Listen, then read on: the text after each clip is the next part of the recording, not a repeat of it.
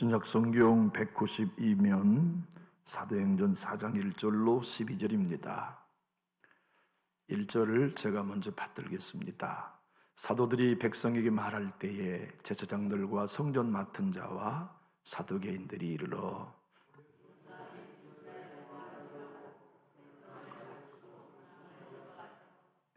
그들을 잡음에 날이 이미 저물었으므로 이튿날까지 가두었으나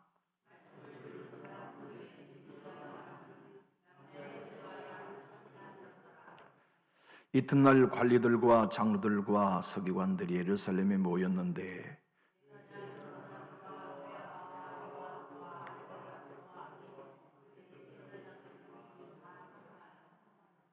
사도들을 가운데 세우고 묻되 너희가 무슨 권세와 누구의 이름으로 이 일을 행하였느냐?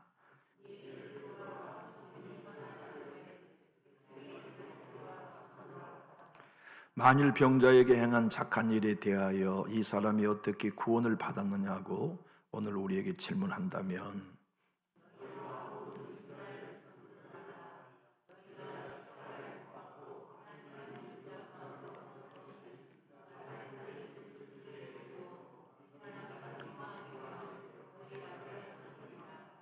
이 예수는 너희 건축자들의 버린 돌로서 진모퉁의 머릿돌이 되었느니라. 다른 이로서는 구원을 받을 수 없나니 천하 사람 중에 구원을 받을 만한 다른 이름을 우리에게 주신 일이 없음이라 하였더라. 아멘. 여러분, 베드로는 겁쟁이였잖아요. 근데 오늘 본문을 보면 담대한 사람으로 변해 있어요. 얘도 우리말로 자라보고 놀란 가슴은 소뚜껑 보고 놀란단 말이 있잖아요. 오늘 있는 사건 52일 전에 오늘 본문의 주인공이 안나서 가야바 앞에 베드로는 쩔쩔 맸어요. 오늘 사건이 있은 52일 전에 베드로는 예수님을 3번이나 모른다고 가야바라고 하는 사람의 법정 앞에서 부인했었단 말이죠. 오늘 그 자리에 또 섰어요. 52일 만에. 근데 오늘 본문을 우리가 읽어보니까 베드로의 겁먹는 모습이 없어요. 담대해요. 완전히 다른 사람이 2달도 되기 전에 변해 있는 거예요.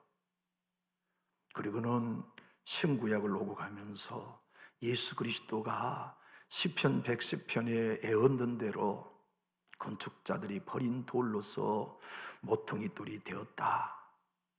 다른 이로서는 구원을 얻을 만한 이름을 하나님이 우리에게 주신 적이 없고 이 나사렛 예수의 이름으로만 구원받을 수 있다는 놀라운 소식, 기독교의 복음의 진술을 설교하고 있어요. 어디서요? 법정에서. 지난주 수요일 밤에 우리가 읽은 본문, 지난주까지 읽었던 3장까지 얘기는 솔로몬 행각에서 한 설교였지만 오늘 본문은 사내들인 공회, 유대인의 최고의 법정의 중앙에 베드로와 요한이 섰어요. 사람이 고발당하면 힘들잖아요.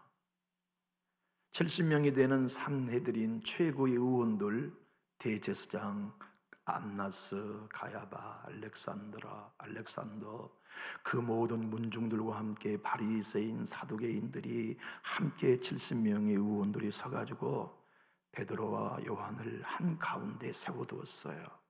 그리고 정죄한 거죠. 너희들 말이야, 누가 예수 죽음과 부활을 선포하라고 했느냐? 누가 그 권세를 주었어? 왜 예수의 이름을 너희가 전하느냐? 그러한 죄목, 그러한 정죄를 베드로 사도와 요한 사도들이 당하면서 오늘 담대하게 복음을 증거하고 있지요. 52일 전의 사건을 요한복음 18장 12절로 14절 이렇게 증언하고 있어요. 이에 군대의 천부장과 유대인의 아랫 사람들이 예수를 잡아 결박하여 먼저 안나스에게로 끌고 가니 안나스는 그 해의 대제사장인 가야바의 장인이라.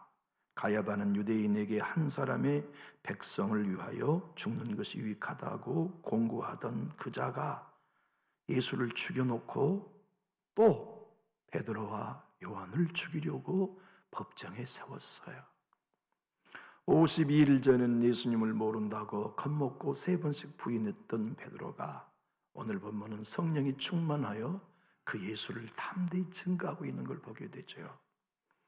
우리는 이 얘기를 통해 소망을 갖게 돼요. 그러지 않나요? 하나님이 역사하시면 겁쟁이도 52일 만에 이렇게 성숙할 수 있구나. 주님이 가정의 역사하시면, 교회의 역사하시면 52일 만에도 이토록 하나님의 놀라운 성장과 부흥이 있을 수 있구나 하는 소망을 간직할 수 있게 해줍니다. 특히나 저는 이 말씀이 큰 힘이 됩니다. 하나님, 그래요. 하나님이 역사만 하시면 자녀들도 이렇게 변화될 수 있겠군요. 겁쟁이가 담대한 설교자로 변할 수 있는 역사, 두려워 떨던 네가 십자가 앞에 당당히 설 수 있는 사도, 그렇게 하나님이 한 사람 한 사람을 변화시킬 수 있다는 소망이 우리의 가슴, 저의 마음이나 여러분의 가슴에 생기게 해주기에 충분한 말씀이에요. 여러분, 오늘 본문의 말씀은 사도행전 10장 11절은 베드로 사도가 이렇게 예수님을 증거한 위대한 구약적 해설입니다. 화면을 보고 한번 읽어볼까요? 너희와 모든 이스라엘 백성들은 알라. 너희가 십자가에 못 박고 하나님이 죽은 자 가운데서 살리신 나사렛 예수 그리스도 이름으로 이 사람이 건강하게 되어 너희 앞에 섰느니라. 이 예수는 너희 건축자들의 버린 돌로서 진모퉁이의 머릿돌이 되었느니라. 누구 이름으로 너 복음을 증거하냐? 누구 이름으로 이 한진병이를 치료했어? 그러니까 베드로가 그 질문에 대한 법정에서의 해명이에요. 너희들이 죽인 나사렛 예수의 이름이 이 사람을 구원했고 건강하게 했다. 너희들이 버린 예수 그리스도를 하나님이 건축자가 버린 돌을 머릿돌이 되게 하셨다고 하는 예언의 말씀처럼 너희가 예수를 버렸기에 예수님이 죽은 자 가운데 살려주셨고 그 이름이, 예수의 이름이 이 사람을 건강하게 하고 구원해냈다고 하는 선을 해준 거죠.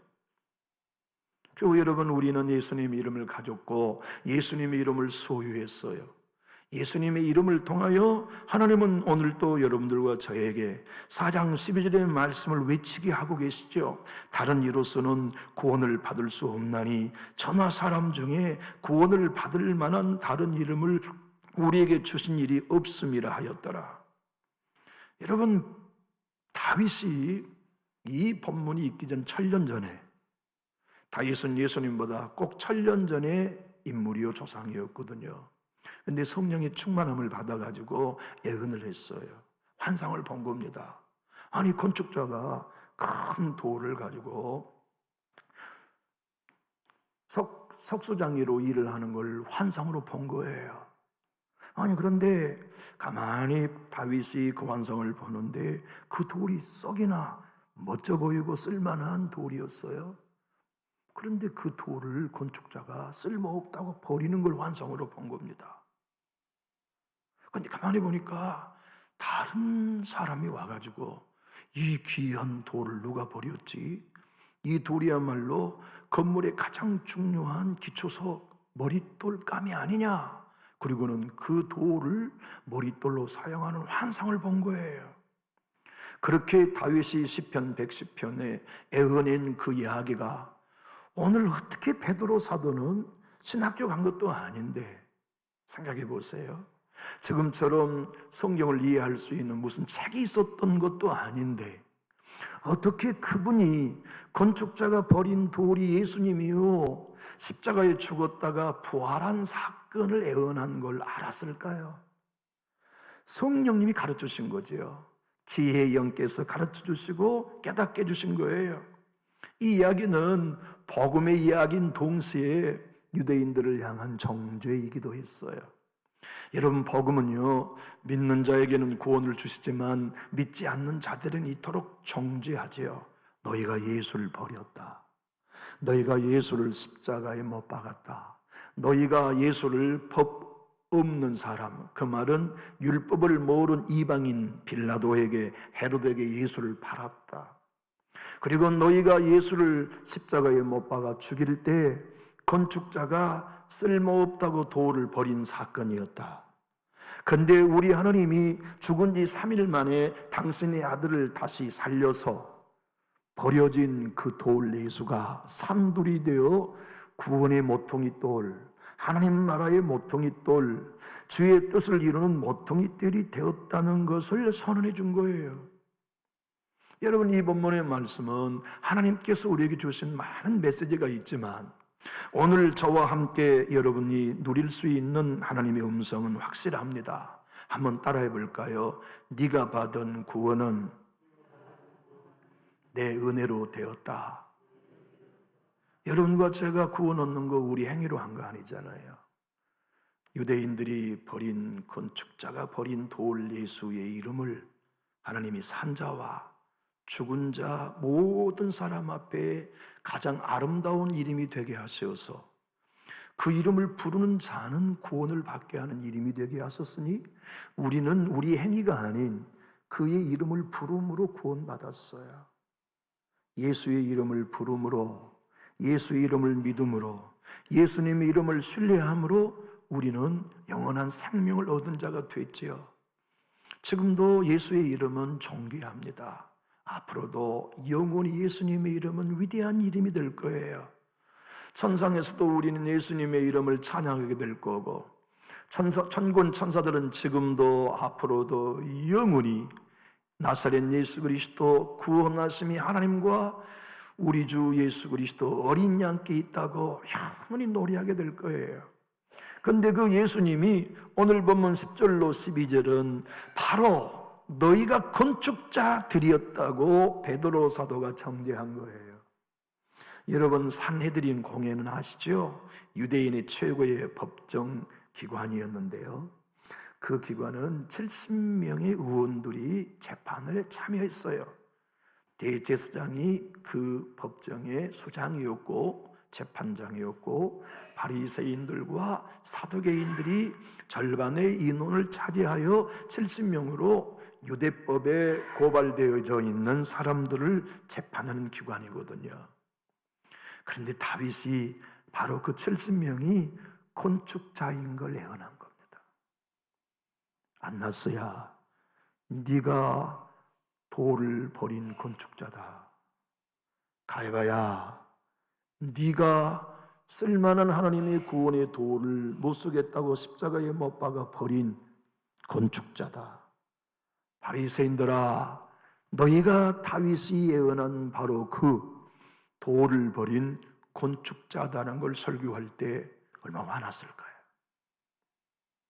그래서 오늘 본문 1절을 보면 이렇게 기록하고 있어요. 1절, 2절 한번 읽어볼까요? 사도들이 백성에게 말할 때에 제사장들과 성전 맡은 자와 사두개인들이 이르러 예수 안에 죽은 자의 부활이 있다고 백성을 가르치고 전함을 뭐 했습니까? 싫어했어요. 이 싫어했다는 헬라의 단어는 화가 나서 어쩔 줄 몰랐다는 뜻이에요. 여러분 생각해 보세요. 예수님의 이야기가 화날 얘기입니까? 노래해야 할 이야기입니까? 십자가의 이야기가 화가 나서 참을 수 없는 반응이어야겠습니까? 아멘 하면 춤추며 환영해야 할 말씀이겠습니까?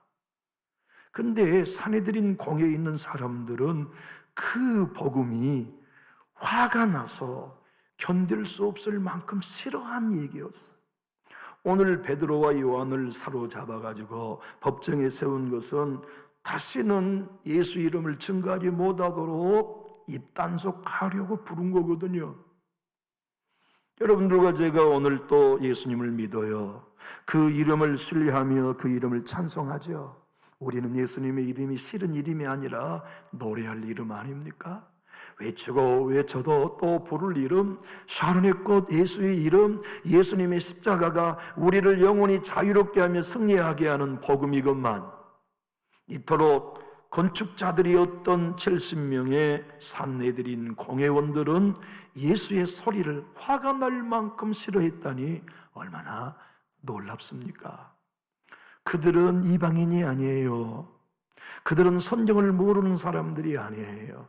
매일매일 메시다를 기다리는 성경의 박사들이었으며 모든 예배에 빠짐없이 드리는 예배자들이었다고요. 그들은 종교인이었지요. 오늘 베드로 사도가 인용한 말씀은 시편 118편 22절 23절이었습니다. 화면을 보고 한번 읽어볼까요? 건축자가 버린 돌이 집 모퉁이의 머릿돌이 되었나니 이는 여호와께서 행하신 것이요 우리 눈에 기이한 바로다. 여러분 참 놀랍지요? 여러분과 제가 이렇게 성경의 해석을 보니까 아는 거예요. 다윗이 천년 전에 보았던 건축자, 그가 돌을 버렸는데 그 건축자가 여기 있는 바리새인들이구나, 여기 있는 사두개인들이구나, 여기 있는 대제사장 안나스와 가야바구나. 그리고 그들이 예수님을 십자가에 못 박았는데 그 예수님이 십자가에 죽은 게 버린 돌이란 뜻이구나. 그런데 다른 사람이 그들이 버린 돌을 집에 머릿돌로 삼는 건 하나님이 죽은 자 가운데 3일 만에 다시 살리셔서 그의 이름을 믿는 자는 구원을 주시는, 천하 인간의 구원을 얻을 만한 다른 이름을 주시지 않고 여기 있는 성전 미문에 40년 동안 안진뱅이로 살았던 이를 일으켜준 이가, 너희가 건축자로서 버린 돌 예수가 하나님이 죽은 자 가운데 3일 만에 살아나시게 하셔서 그 이름을 외치는 이에게 구원을 허락하셨다는 메시지를 선포해 주고 있는 것이죠. 사랑하는 교우 여러분, 여기 건축자가 버렸다는 단어는 멸시했다는 뜻이에요. 미워했다는 뜻입니다. 이 유대인들, 특별히 70인 안나스와 가야바와 이 바리새인들이 예수님을 멸시했잖아요. 뺨 때렸잖아요. 옷을 벗겼잖아요. 제비를 뽑아 구린돌로 하여금 나누게 했잖아요. 채찍으로 때렸잖아요. 우리 예수님이 얼굴에 침을 뱉었잖아요. 이 안나스의 종은 예수님의 뺨을 때렸다고요. 그들이 그렇게 우리 예수님을 버릴 때 우리 하나님은 얼마나 가슴이 아프셨을까요? 그리고 그 사건으로 인하여 제자들은 얼마나 두려워 떨었을까요? 그런데 베드로는 52일 만에 성령을 받고 나니까 알게 된 겁니다. 아하! 우리 예수님이 건축자가 버린 돌이셨구나. 그리고 내 주님이 십자가에 죽으시고 3일 만에 부활하심이 바로 집의 모퉁이가 되시는 부활의 사건이었구나. 이 일은 우리 눈에 기이하지만 하나님이 하신 놀라운 구원의 사건이구나. 그래서 그 이름을 부르면 구원받고 그 이름으로 선포하면 귀신이 떠나가고 그 이름으로 안진뱅이를 향하여 은과 금은 내게 없거니와 내게 있는 것으로 내게 주노니 나사렛 예수 이름으로 일어나 걸어가 외칠 때 예수의 이름이 이토록 권세가 있구나, 이걸 확인하고 설교한 거죠. 52일 전에 겁쟁이가 52일 후에 너무나 달라졌거든요.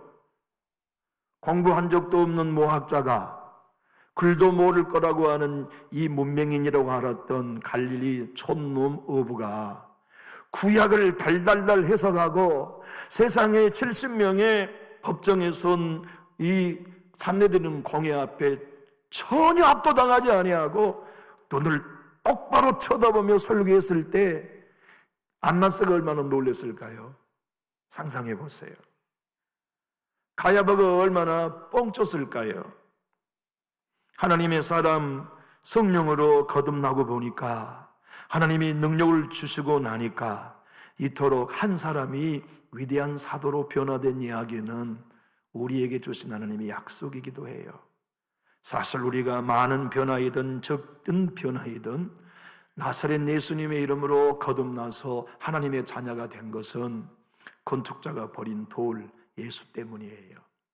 그 예수님이 보내신 성령의 은혜 때문에 저와 여러분은 오늘 또 예수를 부인하지 아니하고 천하 인간의 구원을 주시는 유일한 이름이 나사렛 예수 이름이란 복음 앞에 우리는 마음을 열고 있잖아요. 그 이름으로 기도하고 그 이름으로 찬송하고 그 이름으로 영적인 활동을 해가면서 숨 쉬는 것도, 먹고 마시는 것도, 우리가 하는 모든 일도 그분의 이름과 그분의 영광을 위해 일할 수 있게 됐잖아요.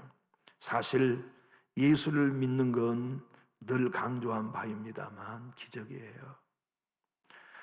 건축자가 쓸모없다고 버린 그 예수는 오늘도 많은 사람들의 눈에는 쓸모없어 버려진 돌과 같이 취급되지요.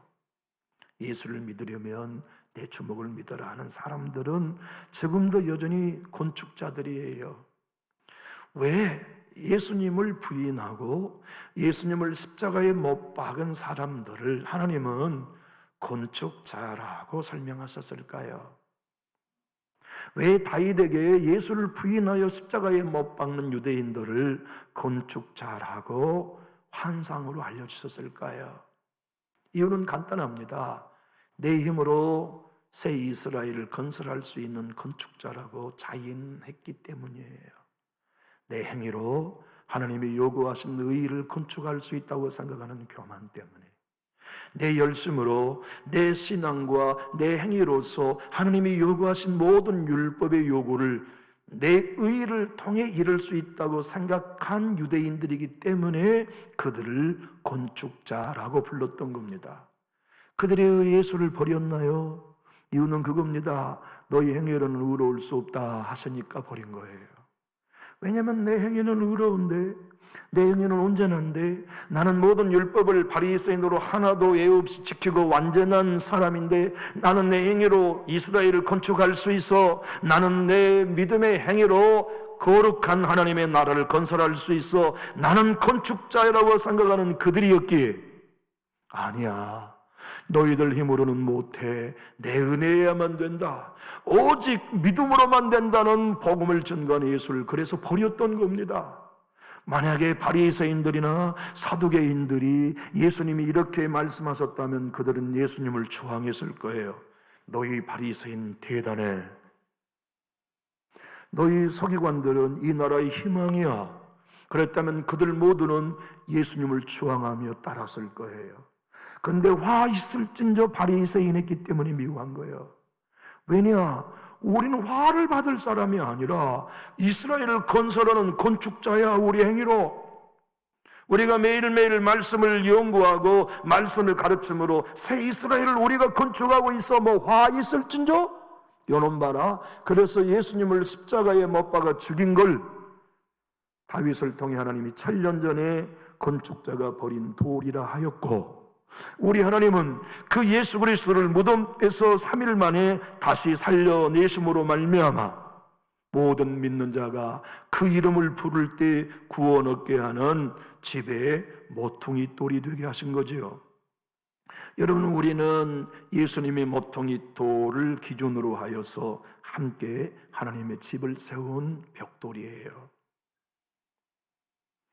신앙은 나 혼자 설립하는 게 아니죠. 그래서 교회를 주셨어요. 교회를 통하여 모퉁이돌, 여러분 여기서 말하는 모퉁이돌은 우리의 문화와 좀 다른 개념입니다.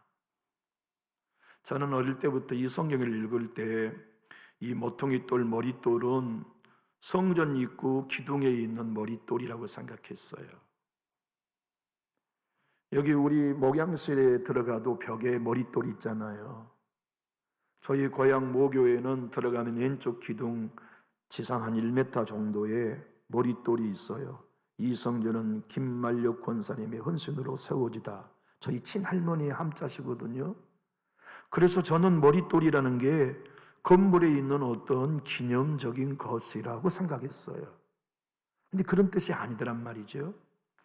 이것은 어떤 거냐면 돌로 집을 지을 때 건물의 규모, 건물의 방향을 정하는 기준 돌이에요. 그 돌에 따라 건물의 크기, 사이즈, 넓이가 결정되는 건물의 기초석 첫 번째 돌이 머릿돌이었다고요. 여러분과 저의 구원은 할머니, 할아버지의 열성적인 신앙으로부터 시작된 머릿돌이 아니에요. 예수님이 머릿돌이에요. 우리 교회는 헌신된 몇 사람이 교회의 머릿돌이 아니에요. 십자가에서 우리를 위해 버림당했다가 3일 만에 부활하신 그분이 우리 교회의 머릿돌이에요. 여러분과 저의 구원의 머릿돌은 우리의 기도나 열심이 아니에요. 행위가 아니에요. 나를 위해 십자가에 버림당하신 머릿돌, 나를 위해 부활하신 예수 그리스도께서 나의 구원의 시작이요 완성을 믿는 거지요. 그것을 믿는 사람은 예수와 목사도 연합, 성도 여러분들도 연합하여 함께 거룩한 산돌인 교회를 세워가는 것. 그래서 모두가 대제사장적 사명을 감당하는 것이 뭐냐? 예수 안에서 함께 신령한 집으로 세워져 가는 것이 바로 예수님이 모퉁이 돌이 된 이유라는 걸 베드로 사도는 알았어요. 여러분과 제가 예수님의 머릿돌에 붙어 있으면 우리는 예수의 생명력을 나타내요. 내 말 안 해요. 예수님 말해요. 내 생각 안 가져요. 예수님 생각, 예수님의 말씀으로 살아요. 그래서 신령한 교회 공동체를 세우는 일에 내가 벽돌이 되고 머릿돌이신 예수님과 연결되죠. 여러분, 예수님과 연결되셨나요? 여러분들은 머릿돌 대신 예수님과 연합되어진 거룩한 성전으로 지어지고 있나요? 신령한 집으로 우리가 지어져 있다면 우리는 뭘 하든지 예수님 편에 서고 예수님의 생명에 연결되며 예수님의 뜻을 쫓아 살게 되어 있어요. 베드로 사도는 베드로전서 2장 5절로 8절에 그 사실을 오늘 본문과 연관하여 초대교회 성도들에게와 우리에게 설명해 주고 있어요. 함께 읽어볼까요? 화면을 보고 너희도 산돌같이 신령한 집으로 세워지고 예수 그리스도로 말미암아 하나님이 기쁘시게 받으실 신령한 제사를 드린 거룩한 제사장이 될지니라. 성경에 기록되었으되 보라 내가 택한 보배로운 머릿돌을 시온이 두노니 그를 믿는 자는 부끄러움을 당하지 아니하리라 하였으니 그러므로 믿는 너희에게는 보배이나 믿지 아니하는 자에게는 건축자들이 버린 그 돌이 모퉁이의 머릿돌이 되고 또한 부딪히는 돌과 걸려 넘어지게 하는 바위가 되었다 하였느니라.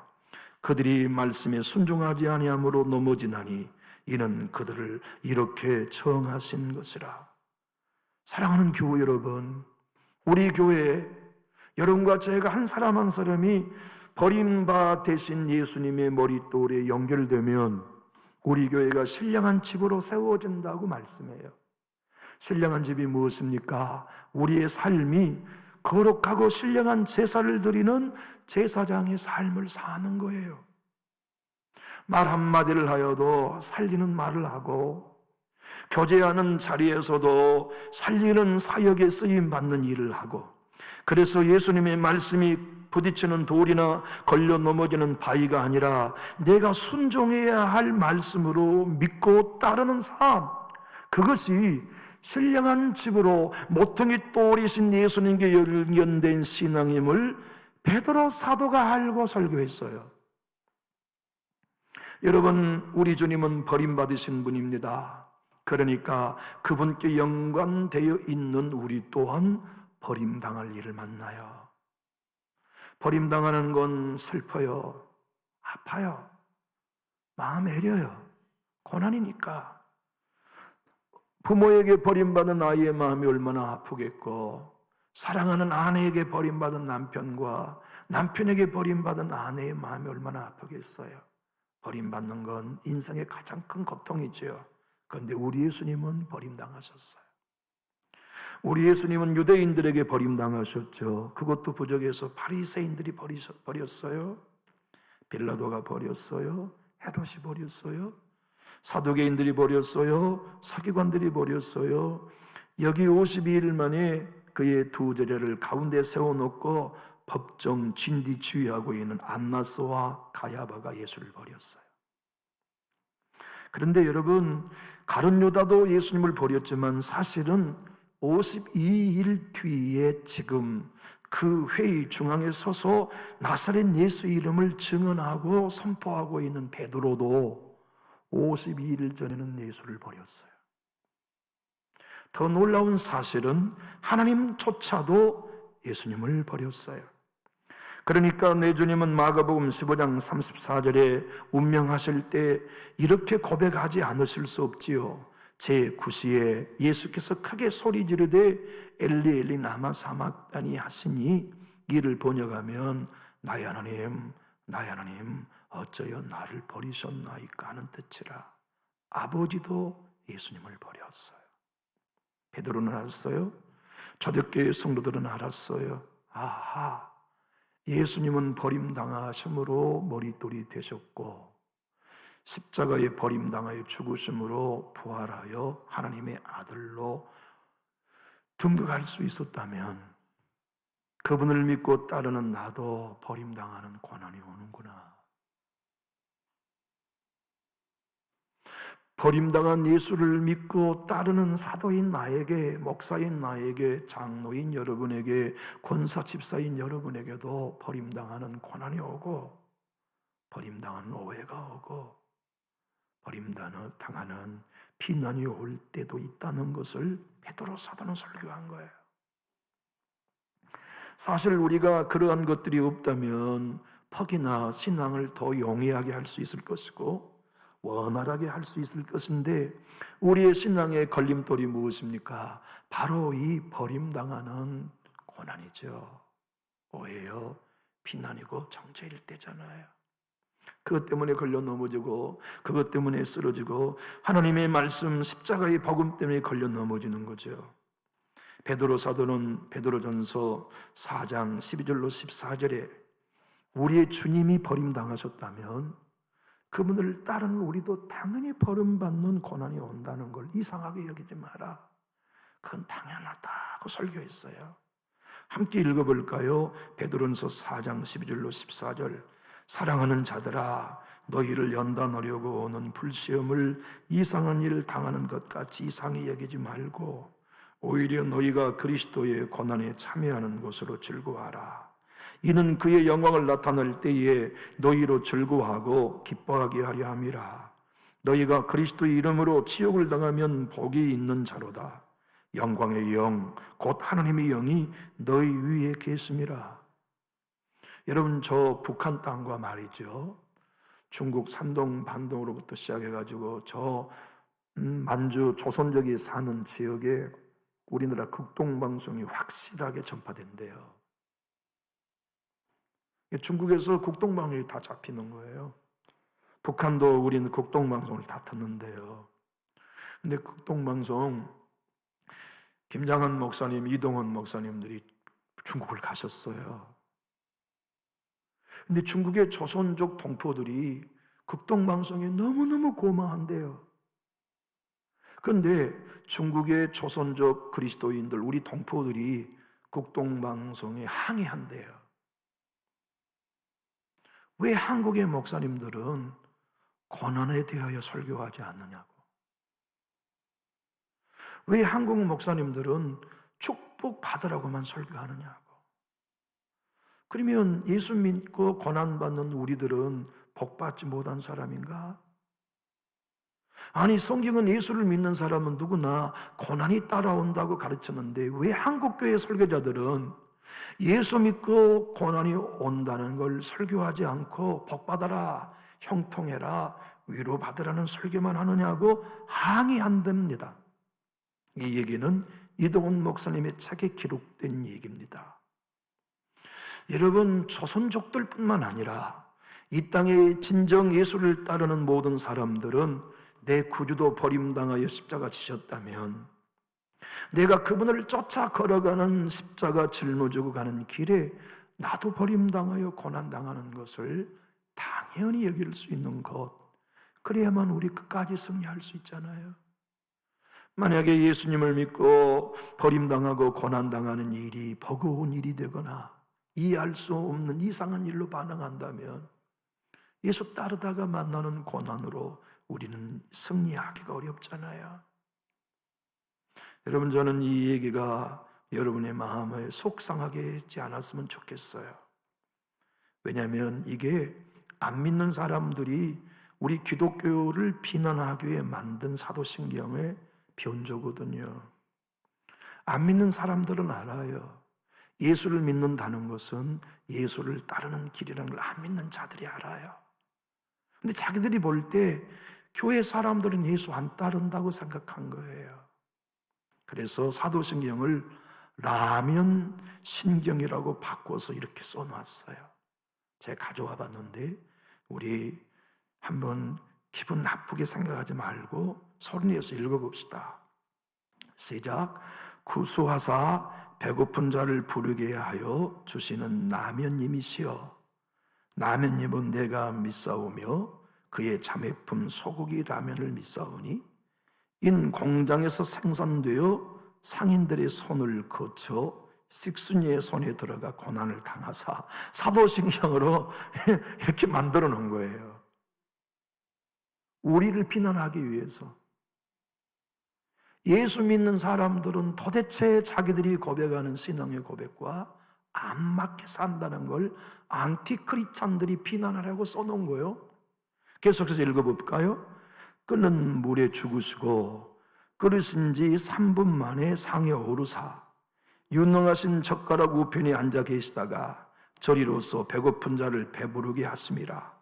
입속에 들어가는 것과 위속에서 소화되는 것과 항문을 통해 나와 거름이 되는 것을 영원히 믿사옵나이다. 아멘이 아니라 라면. 이렇게.